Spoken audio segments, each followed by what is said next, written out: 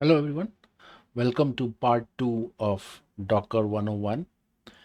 So in the last video we have seen how to run Docker containers with few examples. Now in this we are going to create our own images with the help of Docker files. Okay, so let's begin.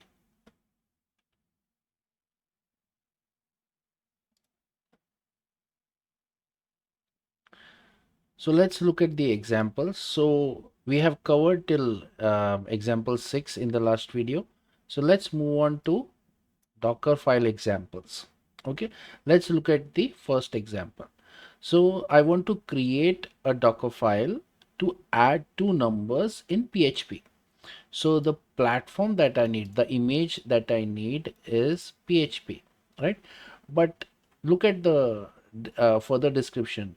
So please find the code in example 7 folder. That's fine. So there is, let's go to example 7. You can see there is a file called add.php, right? So that file is there, and if I open, you can see it's a simple program which takes two inputs from the arguments, right? Argument 1, argument 2, and it adds it and gives you the result. That's simple.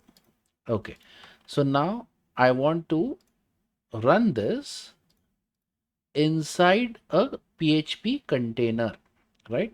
Now, obviously, if I go to my Docker Hub and if I search for PHP, you will see that PHP container is a PHP image is available, right?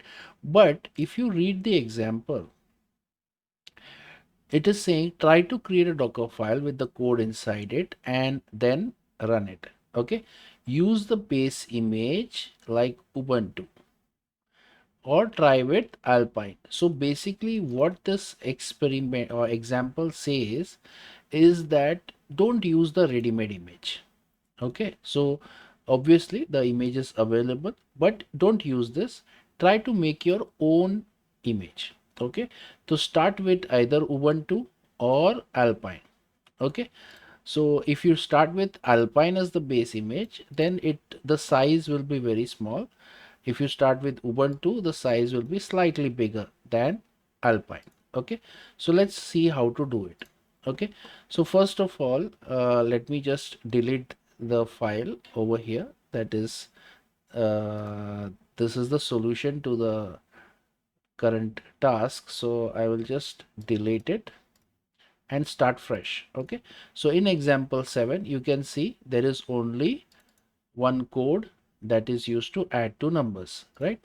Now, whenever you want to create your own image from scratch, what you have to do is create a file called Dockerfile, okay, without any extension. Okay, so just name the file Dockerfile. You can see VS Code has understood that it is a Dockerfile. Just press enter and we will come to the editor of VS Code. Right now we have to start working on this, right? So right now we will not be needing the terminal, so I will just hide it. Okay, and let's write the Docker file. Now to write the Docker file, the first step or the first line of code will be you have to start with a base image. Okay, so what will be your base image? So let me just first show you the different commands available. So from here you can see I have a special file specially mentioned here just for Docker file, right? So let's open that. Okay, and in the Docker file commands you will see all the commands related to Docker files. Okay, this is a table with all the different commands. So the first one that we are going to use is from. This is the most important. This forms the starting point of your Docker file. Okay, so every Docker file should start with a base image. And how do you define that? Using from. Okay, so once you do from, then you now have to specify what will be your base image. Your base image can be Ubuntu. Okay, so it can be Ubuntu or it can be Alpine as well. Okay, so it is up to you what you want to use. So let's say I want to use Ubuntu. Okay, now if you want to go for a specific version, like for example, let's go to Docker Hub, let's search for Ubuntu, and you can, this is the official image. Let's go inside that and go to tags.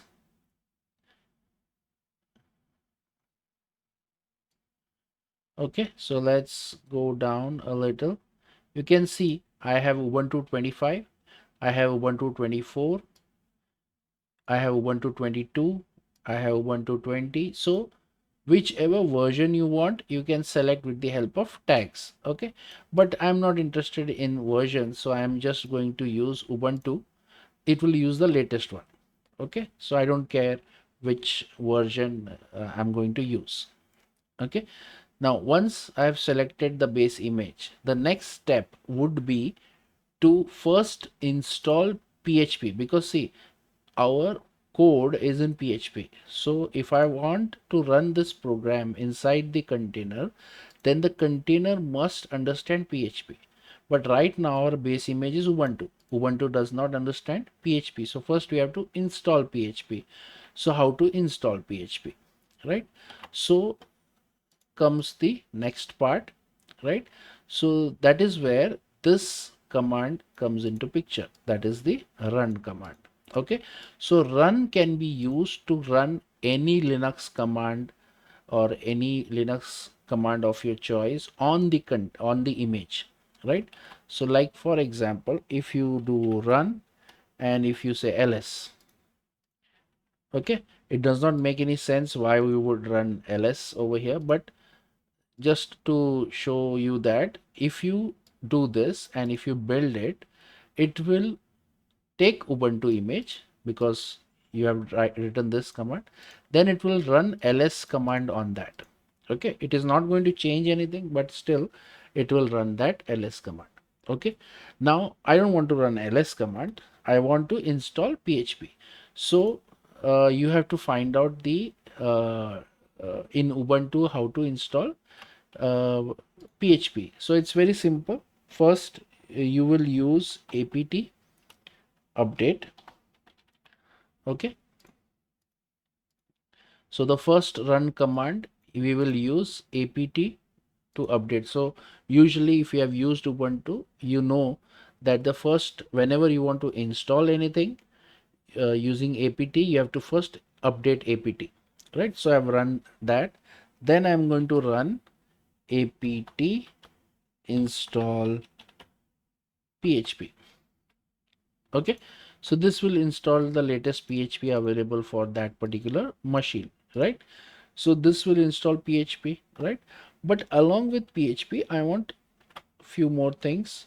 So if you are interested, I have given you all the things that you want it to be installed, right?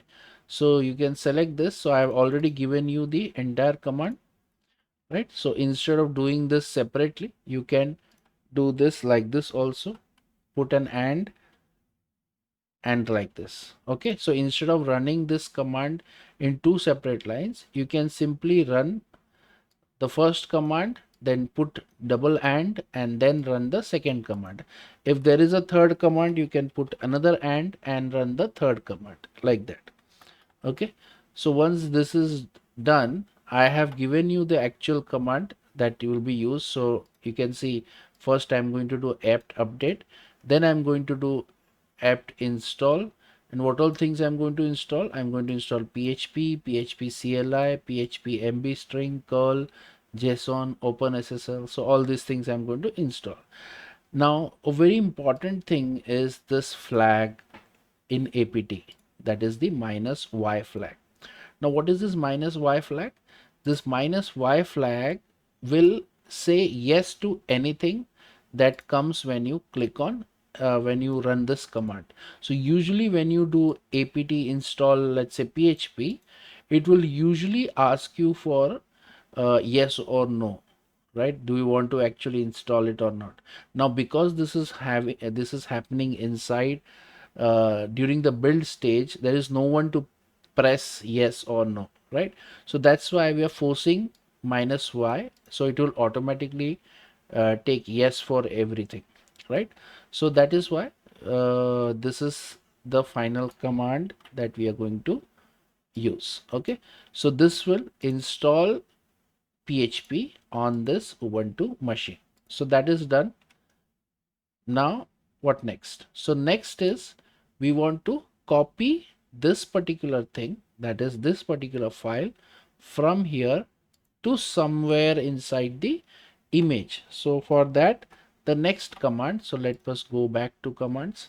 So you can see I can set the you can use the copy to copy files from one location from the host to the image. Okay, so this should be image probably, right? So I can say copy, okay, source, destination. So source is the current directory. So from the current directory I'm going to take add.php. Okay, now then I can copy it to /app/add.php. Okay, so what I've done is I have taken the file add.php from current directory and copied it to this particular directory, that is /app/add.php, right? This is one way of doing it, right? Another way, my favorite way, is first set the work directory. Okay, working directory. So to set the work directory, I will use work directory command. So work directory, and I will set the work directory as app. So you're saying that inside the container you want the current directory to be /app. Okay, you can set it to anything you want, but I am setting it to /app. Then you want to copy. So when you copy, what you're saying is copy everything from here to the destination. Okay, now this is much simpler. Now let me explain this, what this means. So this means current directory of the host. So what is the current directory of the host? exp7. Okay, this is at the host part, exp7. So from the current directory, copy everything from here and copy it to the current directory of the image. Current directory of the image we have already set as app. So everything from here, exp7, will be copied inside the app folder. That is what this means. Okay, so I'm saying from the current directory to the current directory of the image. So this we have copied everything, right? Next, once this is done, then we have to run the script. Okay, so what all things we have done till now? We have started with Ubuntu, then we have installed PHP, then we have changed the work directory, then we have copied our code inside the image. Now we want to run it. This is the last one. Now to run it, you have two options. Okay, so come over here, the last two options. Okay, so these are the two options that is available. One is entry point and another is CMD. Okay, so both are very important. I will show you both the options. Okay, so let's see. So first let us do it with entry point. Okay, let's do it with entry point. So entry point. Okay, so the way you write this is you write entry point, then inside brackets you have to write the command in such a way that wherever there is a space you have to change it like this. Like for example, if you want to run let's say, how will you run a PHP code? So you will be running it like PHP and add.php. So this will be your command, right? If you want to run a PHP code. So whenever there is a space, you put this over here. So you divide it like this, then put a comma and put the other part over here. right? So this will be PHP and this will be add.php. So that is how you will run it. Okay, so this is the first part, right? Now if you look at the code, it is reading two arguments, okay, argument 1 and argument 2. So we have to provide that also. So that can be done as another part of the argument. Let's say I want to pass 4 and 5. Okay, let's say we want to add 4 and 5. So this is the final uh, entry point that we have created. So what this entry point says is, once everything is done, so all the lines are built up, then you run the code. What code to run? So you will use PHP to run add.php with these two parameters. Okay, so now let's save this and let's try to run it. Now to run it, you will need the terminal. So let's open the terminal and first see to it that you are in this folder exp7. So right now I'm in exp5. So let's do cd dot dot and do cd exp7.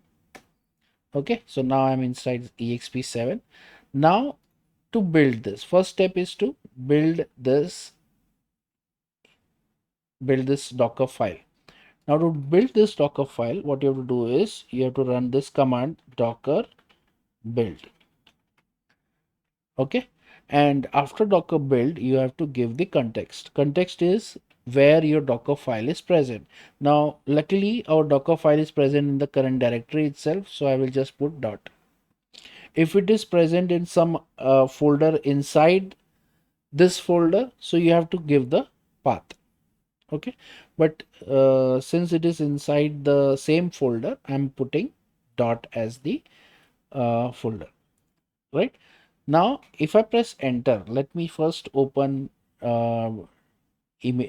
So you can see there are no containers running, but let's go to images and let's clear the filter, and you can see right now there is no image. um so let's just filter it out and let's look at the latest image. So the latest image we have created 4 hours ago, so there are no images before that, right? So let's run docker build and see what happens. So when you do this, you can see it is going to run it one by one.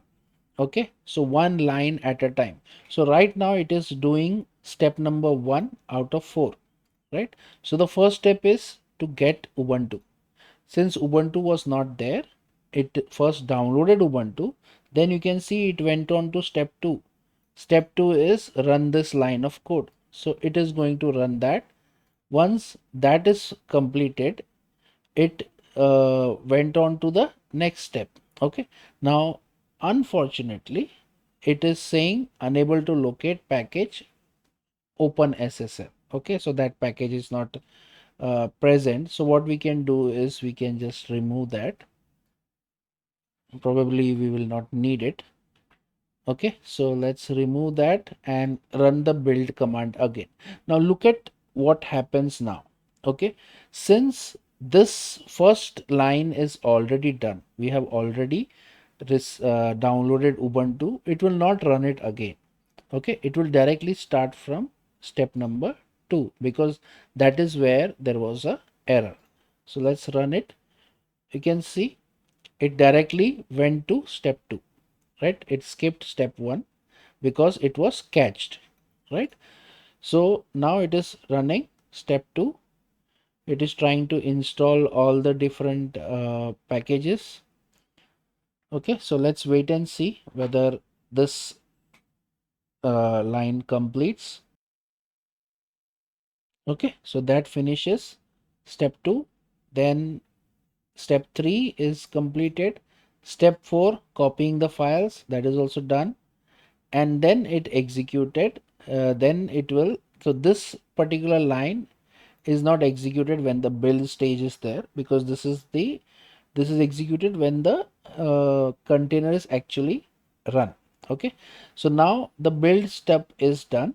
Now let's go to our images, and you can see now there is a new image that was built 3 seconds ago, right?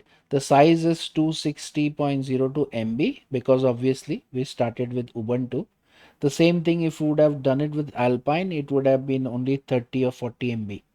Okay, now the problem is, it's it's fine that we have created the image, but look at the name of the image, name and tag. There is no name to the image, right? So that's why whenever you compile or build your Docker image, it's always a good idea to give a tag. Okay, so to give a tag, you do it with -t flag.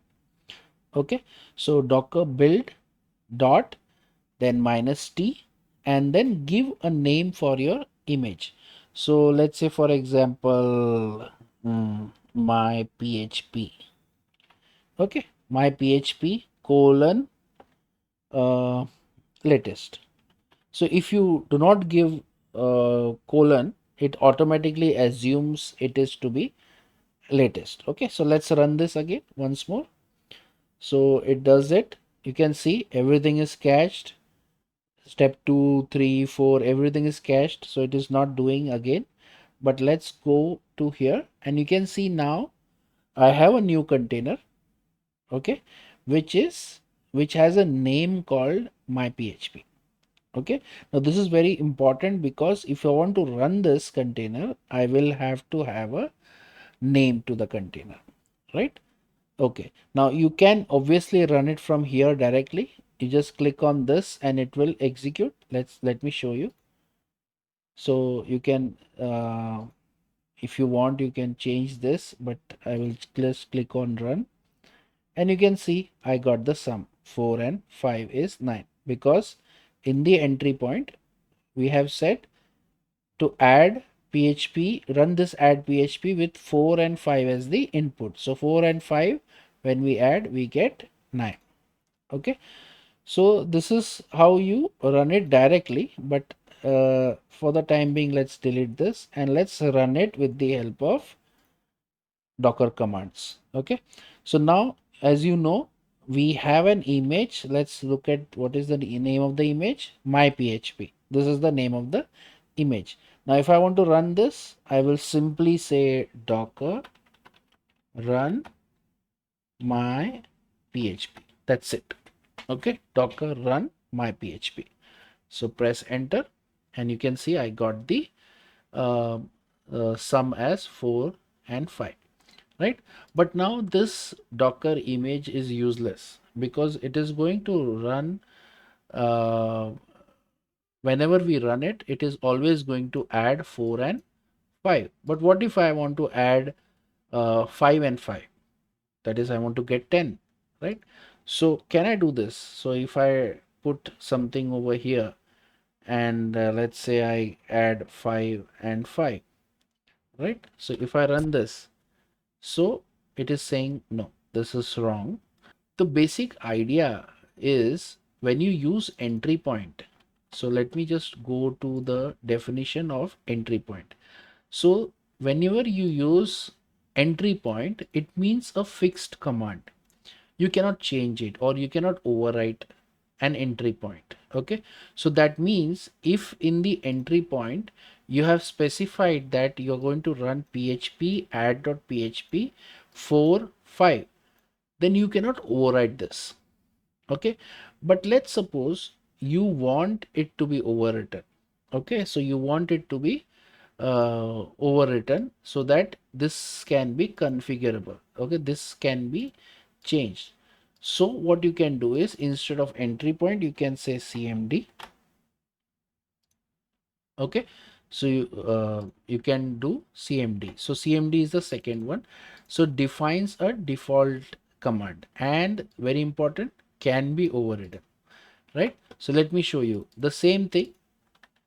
Let's save the Docker file. Whenever you change the Docker file, you will have to build the Docker image again. Okay, so let's do build again. Okay, now one thing to note here is that look at this. So all the steps that have changed, the steps that have changed is the only the last step that is changed. Okay, all the other step remain the same. So the compilation was very fast. Okay, because nothing changed, all these stages remain the same, only the last stage changed, so only this was to be changed. Okay, now once this is done, let's run it. Okay, so run docker run my php. So if I run it, you get the same result, right? You're getting the same result. Nothing has changed. Now the difference comes here. Okay.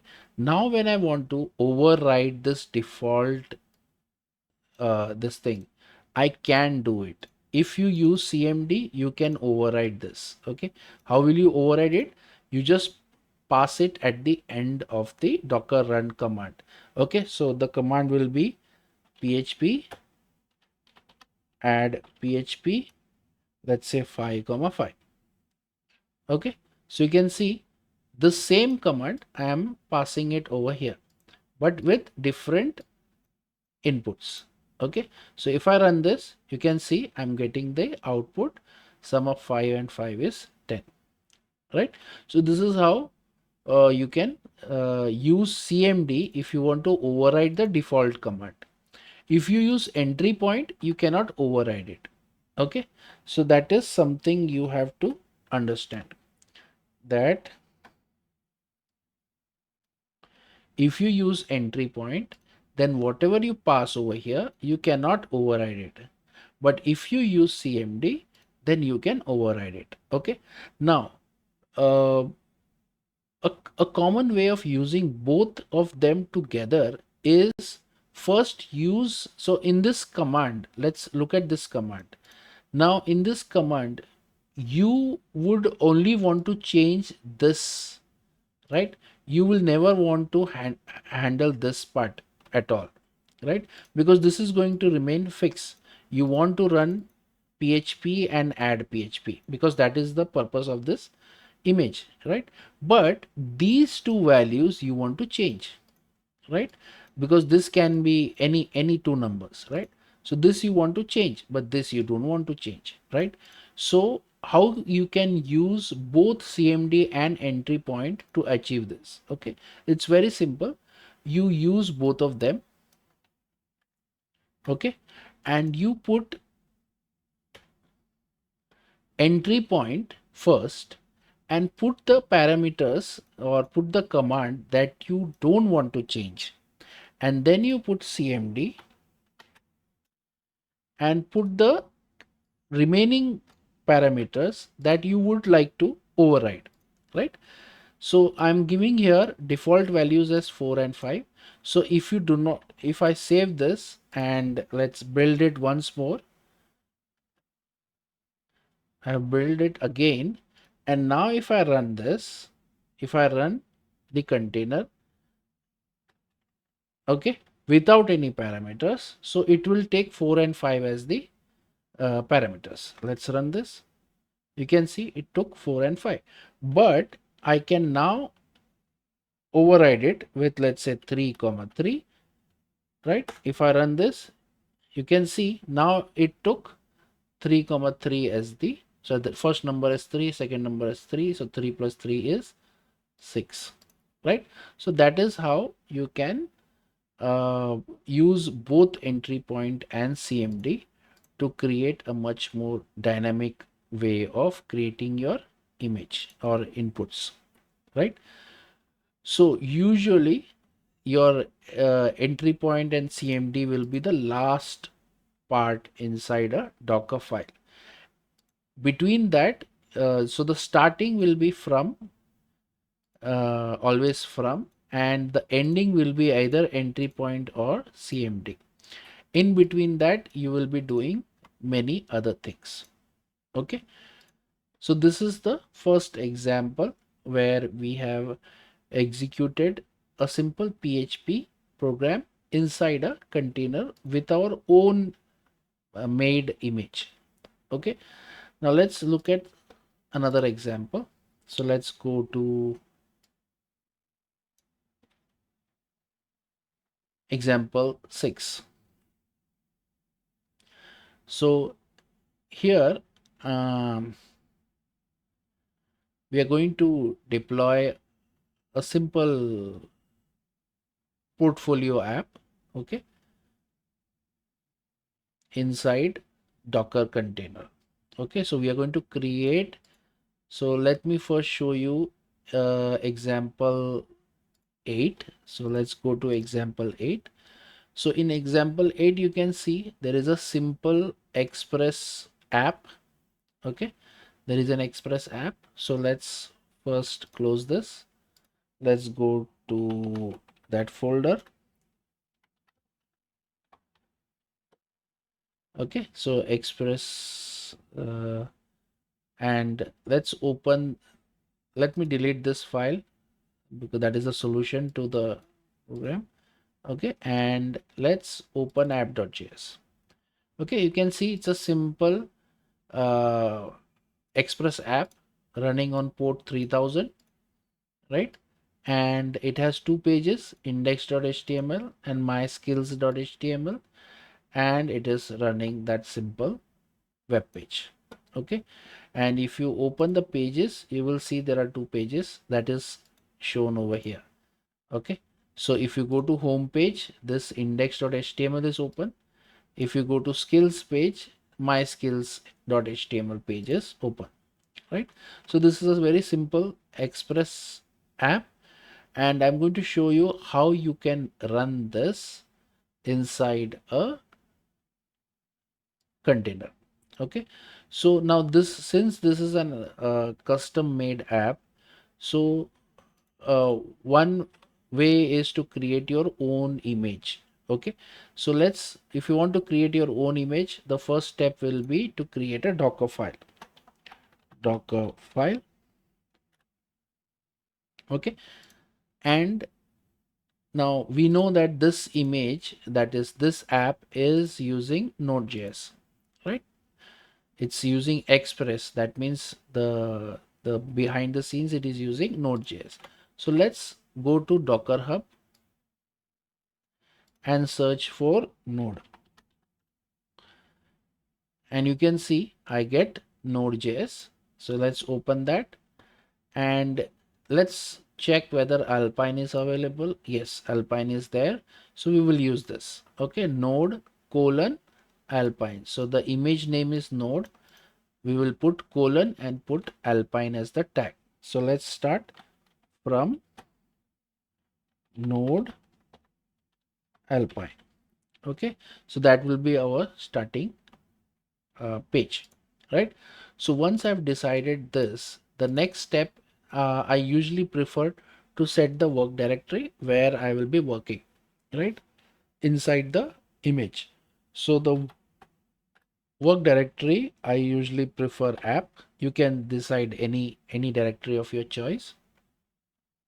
So I'm going to work on this directory. Okay, then I'm going to copy everything from the current directory to the app directory. So for that, the command is very simple.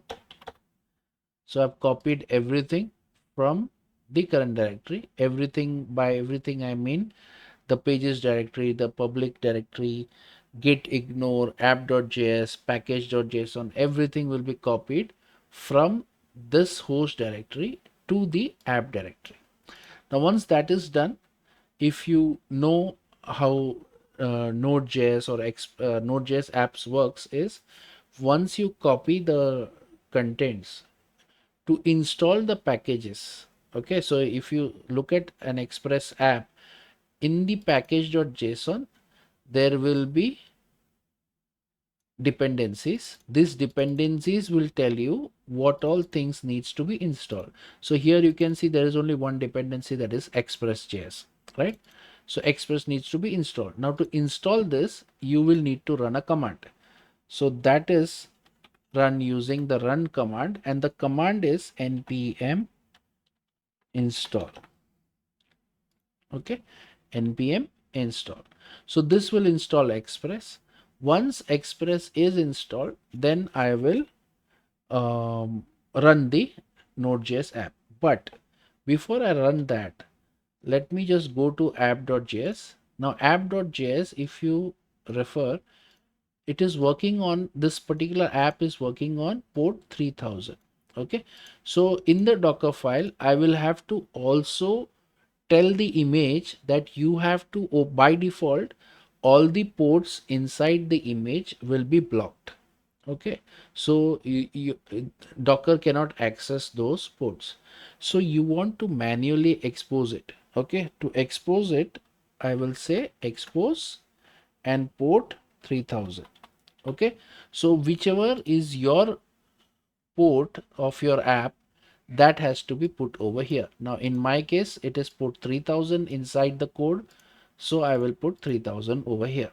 Okay, once you have exposed the port, then you can run cmd or entry point, whatever you want, and you run the app. Now to run the app, either you can go to package.json and check if there is any script mentioned. So there is no scripts for running the app, so you can simply do node and then the name of the app that you have created. So the app file entry point is app.js, so I will just say app.js. Okay, so this is how you would run a node.js app, right? So let's save this and then build it. Okay, so whenever you, once you create a Docker file, you cannot directly use it, you have to first build it. So to build it, you will say docker build, context is current directory because the Docker file is in the current directory, with a tag my p. Okay, just let's just name it my p. Okay, let's press enter. Now this will start compiling or building the Docker file. Once it is done, so right now if you see, all the steps are completed. Let's go to the images. You can see there is a new image myp which was created 1 second ago. The size is 171.1 MB. Okay, now let's try to run this. So let's go to our VS Code and run this. Okay, so the name of our image is myp. So to run it, I will just say docker run myp. Okay, docker run myp. So if I press enter,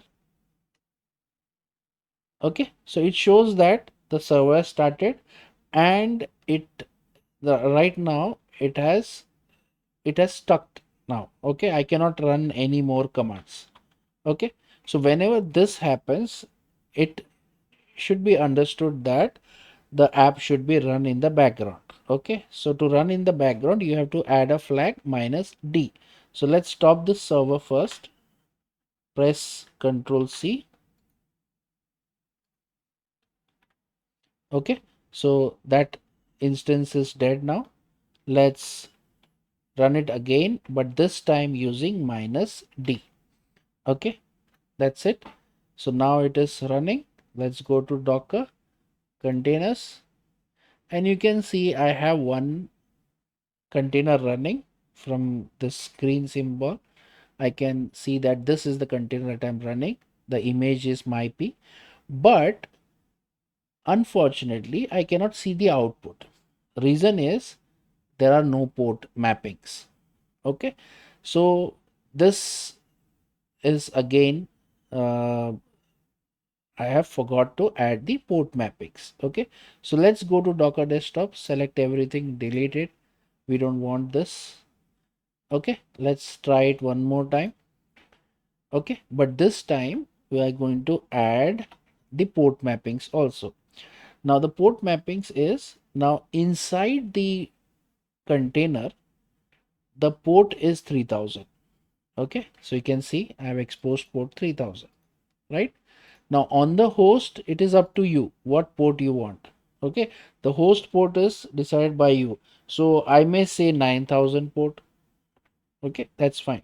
But the container port must be is decided by the app which you are running.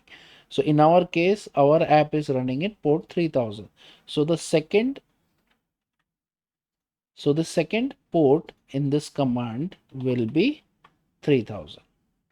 Okay, so basically what this line says is the port from 3000 inside the container is now getting forwarded to port 9000 inside the host. Okay, so let's run this.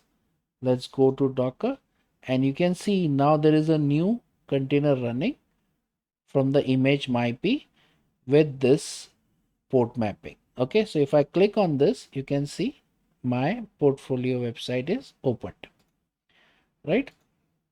Perfect. So this is how easy it is to deploy a Docker image, right? So you can create your own custom image and you can build it and then run it. Okay, now here one thing to note is in the previous video we have seen that we have also used volumes to mount and copy the data. That is not required here because that was required because the image did not have our code. That's why we had to mount the volume and copy the code. But since we are copying everything inside here, inside the image in the build stage itself, that's why we don't need to mount any volume over here. Okay, so before I stop this video, one more important thing that is a part of optimization when you create a Docker file is in many cases, whether it's a Express app or it's a Python app or it's a PHP app, you don't want to follow this process. Okay, reason is what you're doing over here is you're copying everything from the directory inside your Docker file or your Docker image, right? Now what happens is if any of these file changes, okay, so any of these file changes, let's say I change app.js, okay, that means this stage will change. If this stage changes, then that means every stage following that will also change, right? So that is the main problem when you do this. Okay, so that means every time you change any source code, like say for example, even if you change git ignore, it will again run everything from here, that is this stage. So every time you do any changes to your source code, it will do npm install again. So that is not required, right? So npm install should only happen when package.json changes, right?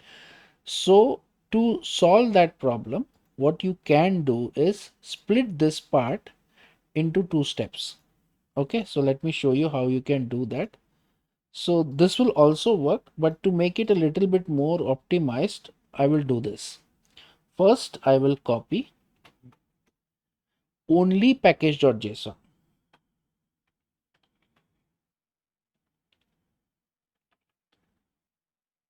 Package.json to the destination, right? Then I will run npm install. And then I will copy everything. Okay, now look at the difference. I have divided the previous in the previous case I did everything and then I installed npm install, but now look at the difference. Now I'm first copying the package.json to the current directory, that is app/app. Then I'm doing npm install, and then I'm copying everything from the current directory. Now, how does this improve the things? The way it improves is, so if the package.json is not changing at all in your code, then this line, this particular build stage does not change. So that means this build stage does not change. That means the only part that changes is this, if your source code changes. So if you change app.js, or if you change the pages, then this is the stage that is changing.